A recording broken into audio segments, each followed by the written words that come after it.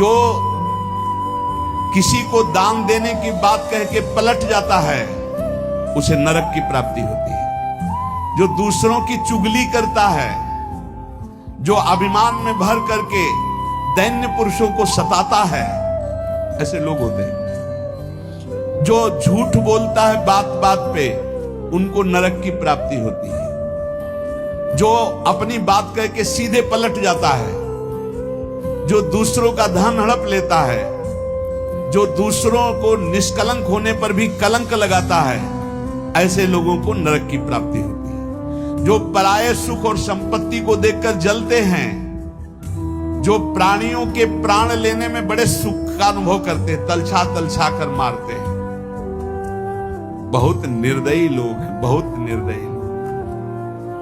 ये जलाते हैं पशुओं को, ऐसे पैर बांध दिए, ऊपर ऐसे सरिया डाल के उसमें पैरों में, और नीचे आग लगा दी। धीरे धीरे घंटों में तड़प, अब मुंह बंधा है, आवाज नहीं निकल, तड़प तड़प करो, मर रहे। और वो 4-10 बैठे हंसी मजाक करें, करो करो मजाक करो।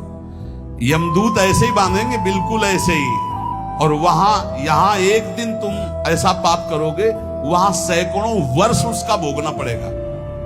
जैसे 15-20 मिनट पाप कर ले, कत्ल कर ले, व्यभिचार कर ले, पूरे जीवन जेल में रहना पड़ेगा, फांसी भी हो सकती है। ऐसे ही यहां एक पशु को तुमने जलाया, आनंद लिया, वहां हो सकता है कि एक कल्प तक तुमको जलाया जाए।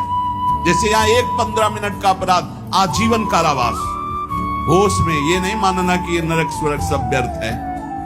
जो लोग पराई स्त्री को फुसला के फंसा के दुराचार करते हैं, मार देते हैं, जो लोग कुआं, बगीचा, पोखरा, पौशाला, इन स्थानों को अपवित्र करते हैं व्यभिचार के द्वारा, मलमूत्र त्याग के। मान लो पानी है, पानी में मलमूत्र करना, पानी में व्यभिचार करना, ऐसों को सीधे नरक मिलता है, सीधे नरक। पोखरे में, कुएं में, बगीचे में जो अपवित्र आचरण करते हैं, उनको नरक की प्राप्ति होती है। जो देव स्थानों में दी गई जमीन संपत्ति को हड़प लेते हैं, जो बच्चों को चुरा लेते हैं, शिशु बच्चों को चुरा कर बेचना, या जो अतिथि को भोजन दिए बिना स्वयं भोजन कर लेते हैं, ऐसे लोगों को नरक की प्राप्ति। जब करो और भगवान के भरोसे रहो।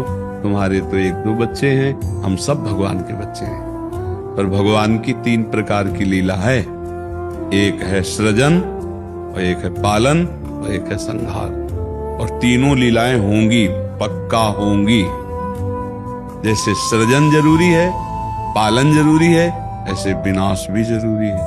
तो देखो, इस शरीर को कहा गया विनाशी और इस लोक को कहा गया मृत्यु लोक। तो भाई देखो, जो जन्मा है उसका शरीर छूटेगा, जो हमने कर्म किए उसके अनुसार हमें भोग मिलेंगे।